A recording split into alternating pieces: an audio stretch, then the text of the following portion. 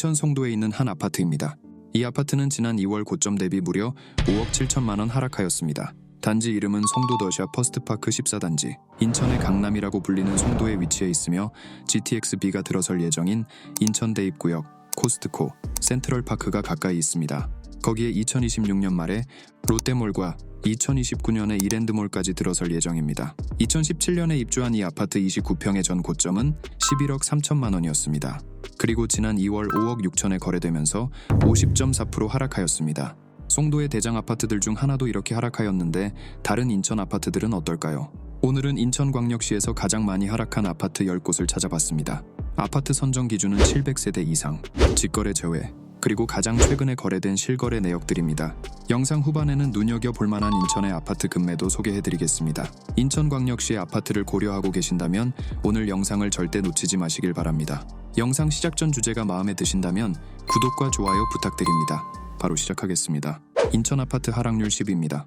10위는 남동구 구월동에 있는 구월 힐스테이트 롯데캐슬 1단지입니다. 2007년식 5076세대 최고 37층인 대단지 아파트입니다. 인천 2호선 석천사거리역이 단지 바로 옆에 있으며 초등학교와 중학교가 단지 내에 있습니다. 응급실이 있는 종합병원과 대형 마트도 가까운 곳에 있습니다. 그리고 주변으로 대단지 아파트들이 밀집해 있는 것이 특징입니다.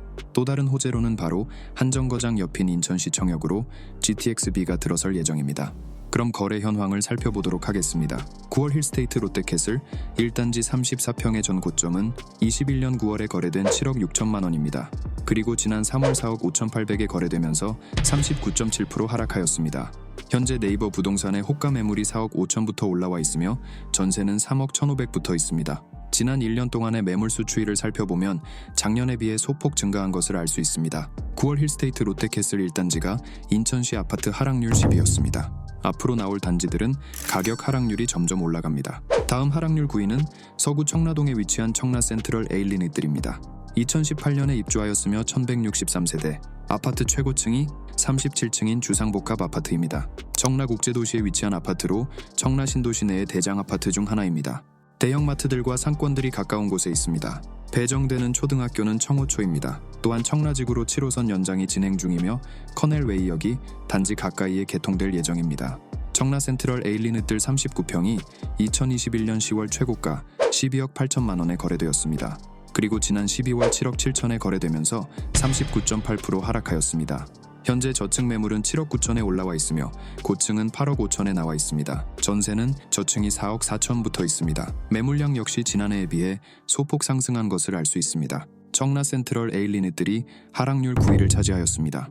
이어서 8위입니다. 8위는 서구 청라동에 위치한 청라 한양수자인 레이크블루입니다. 2019년식 1534세대, 아파트 최고층은 36층입니다. 앞서 소개한 아파트와 같이 청라국제도시에 위치한 아파트로 단지 바로 옆에 청라호수공원이 있습니다. 단지 가까운 곳에 경연초중학교가 있습니다. 초중학교는 생소하실 텐데 초등학교와 중학교를 통합 운영하는 학교입니다. 앞서 소개한 청호초 역시 초중학교입니다. 청라국제도시 내로 7호선이 연장 예정이며 단지에서 도보 15분 내에 역들이 위치할 예정입니다. 현재는 주변의 상권과 편의시설이 부족한 편입니다. 또 다른 호재로는 코스트코와 스타필드 청라, 그리고 아산병원이 들어설 예정입니다. 청라 한양수자인 레이크블루 34평이 21년 8월 12억 9,500만 원으로 고점을 찍고 하락하여 지난 4월에 7억 5천에 거래되었습니다. 하락률은 42.1%입니다.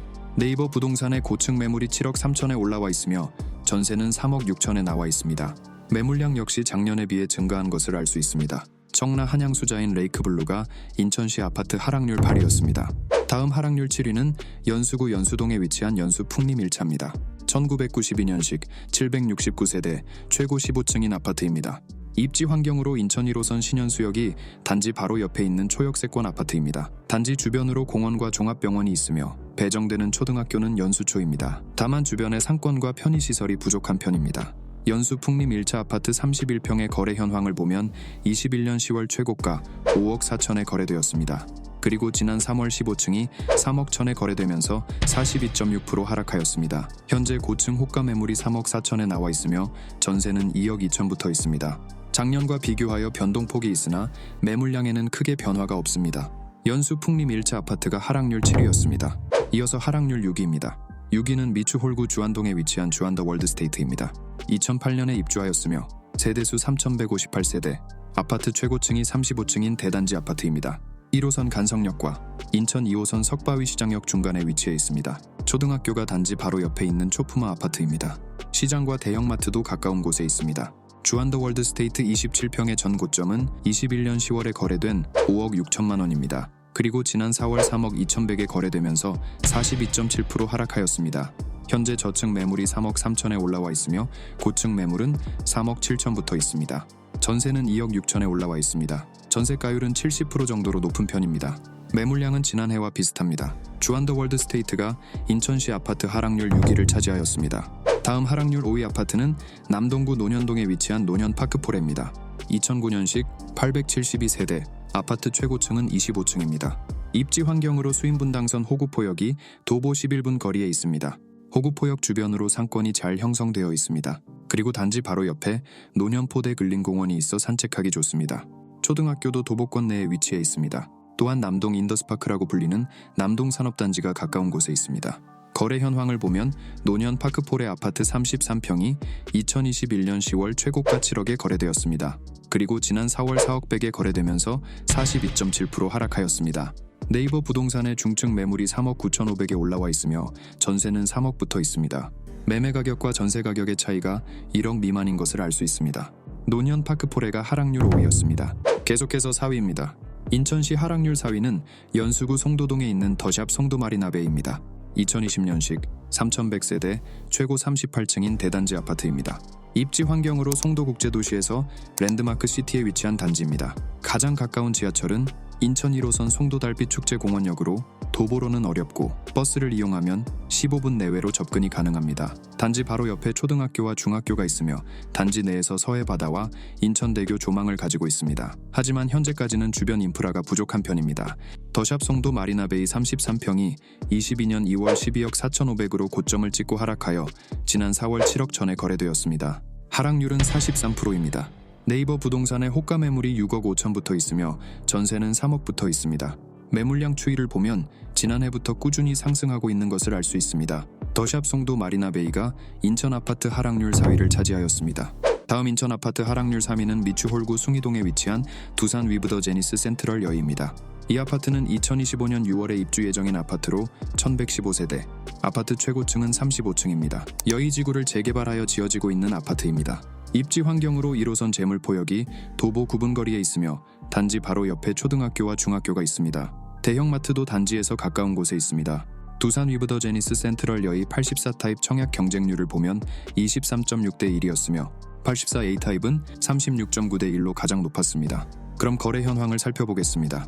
두산 위브더 제니스 센트럴 여의 34평 입주권이 2022년 1월 6억 870만 원에 거래되었습니다. 그리고 마찬가지로 입주권이 지난 4월 3억 4,112만 원에 거래되면서 44% 하락하였습니다. 네이버 부동산에 올라와 있는 호가 매물의 경우 입주권이 4억 6,225만 원에 올라와 있습니다. 84타입 기준 조합원 분양가가 중층이 3억 2,500만 원 정도이고 일반 분양의 경우 평균 분양가는 5억 6,700만 원입니다. 아직까지는 프리미엄이 붙어도 안전마진이 어느 정도 있지만 일반 분양권이 거래가 될 때 가격이 더 하락할지는 지켜보면 좋을 것 같습니다. 두산 위브더 제니스 센트럴 여의가 인천시 하락률 3위였습니다. 다음 하락률 2위는 부평구 상곡동에 위치한 수암아파트입니다. 상곡동 수암아파트는 산곡 6구역에 포함되어 재개발이 한창 진행 중인 단지입니다.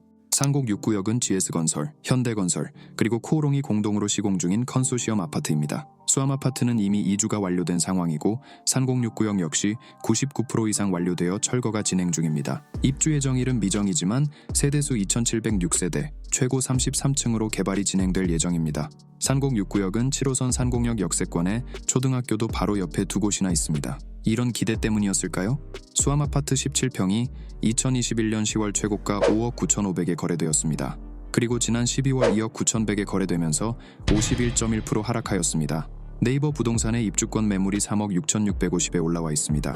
이 가격은 프리미엄이 2억 4천인 매물입니다. 이 가격은 분담금이 제외되어 있는 것으로 조합원 분양가가 확정되지 않았지만 84타입 기준 추가 분담금이 1억 이상 필요할 것으로 보입니다. 상곡동 수암아파트가 하락률 2위를 차지하였습니다. 마지막 1위입니다. 1위는 연수구 송도동에 위치한 이편한 세상 송도입니다. 이 아파트는 2018년식 2,708세대, 최고 39층인 대단지 아파트입니다. 인천 1호선 송도달빛 축제공원역이 도보 15분 거리에 있습니다. 그리고 단지 바로 건너에 송담초가 있습니다. 아직 주변에 인프라가 부족한 편입니다. 이 편한 세상 송도 28평의 거래 현황을 보면 전고점이 21년 10월에 거래된 8억 6,800만 원입니다. 그리고 지난 4월 4억 천에 거래되면서 52.8% 하락하였습니다. 이 가격은 2019년 가격과 비슷한 가격입니다. 네이버 부동산의 호가 매물을 보면 20층이 5억 5천에 올라와 있습니다. 전세는 2억 8천부터 있습니다. 매물량 역시 작년부터 꾸준히 상승하고 있는 것을 알 수 있습니다. 이 편한 세상 송도가 인천시 아파트 하락률 1위를 차지하였습니다. 오늘은 인천광역시 아파트 하락률 순위를 알아보았습니다. 인천의 입주 물량을 보면 지난 2015년부터 적정 수요인 15,000호를 넘는 공급이 10년 동안 계속되고 있습니다. 거기에 지난 2022년에는 적정 수요의 2배, 2023년엔 3배, 그리고 2024년부터 2026년까지도 적정 수요 이상의 공급이 계속될 예정입니다.